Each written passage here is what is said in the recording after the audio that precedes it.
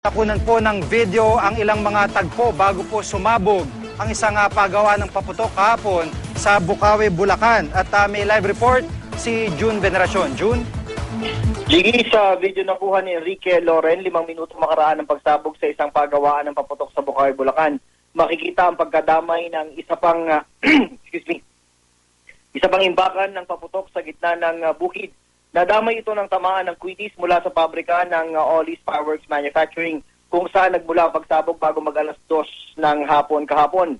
2 manggagawa ng pabrika ang namatay, kabilang ang minor de edad na si Adrian Paul Gray na umextra raw sa pagawaan para makatulong sa kanyang mga magulang.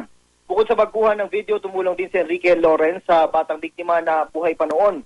Kahit sunog na ang katawan ng bata, pamilya pa rin niya ang kanyang nasa isip. Sabi ni Loren, narinig niya raw ang bata na sabing sana ay mabuhay pa siya kasi kawawa naman daw ang kanyang pamilya. Sabi ni Senior Inspector Carlos Estipular, Fire Marshal ng Bukawi, Bulacan, posibleng sa pulbura o mitsa na naipit sa 2 parte ng kwitis nang mula ang pagsiklab sa loob ng pagawaan ng paputok.